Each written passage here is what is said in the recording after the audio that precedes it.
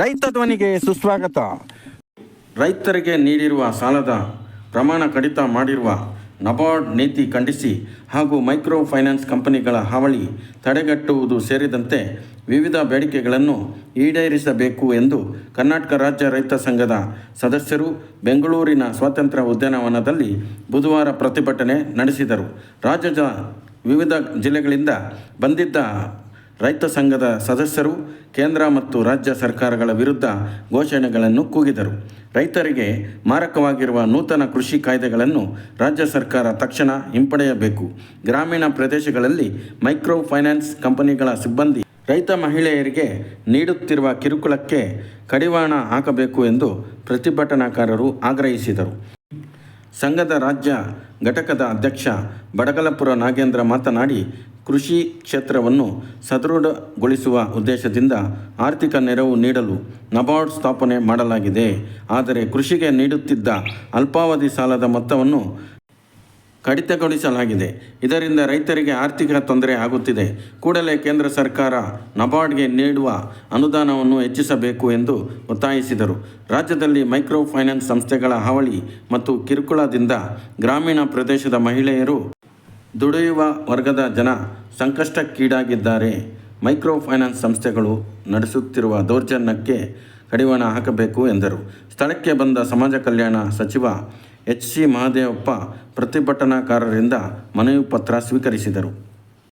ಇದೇ ಸಮಯದಲ್ಲಿ ಮಾತನಾಡಿದ ಅವರು, ಮೈಕ್ರೋ ಫೈನಾನ್ಸ್ ಕಿರುಕುಳದಿಂದಾಗಿ ಆತ್ಮಹತ್ಯೆ ದಾಳಿ ಹಿಡಿಯುತ್ತಿರುವುದು ಬೇಸರ ತಂದಿದೆ. ಇದರ ನಿಯಂತ್ರಣಕ್ಕೆ CM ಸಿದ್ದರಾಮಯ್ಯ ಸಭೆ ನಡೆಸಿ ಕ್ರಮಕ್ಕೆ ಸೂಚನೆ ನೀಡಿದ್ದಾರೆ. ರೈತರು ನೀಡಿರುವ ನಿರ್ಣಯಗಳನ್ನು ಸಚಿವ ಸಂಪುಟದಲ್ಲಿ ಚರ್ಚೆ ನಡೆಸಲಾಗುವುದು.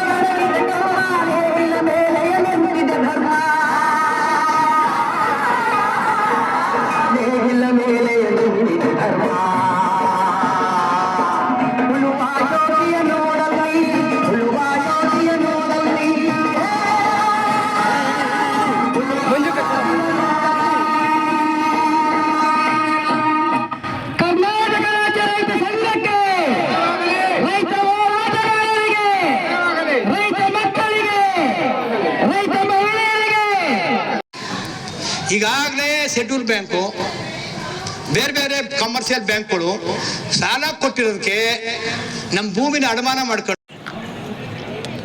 ಫೋನ್ ಮಾಡಿದ್ರು.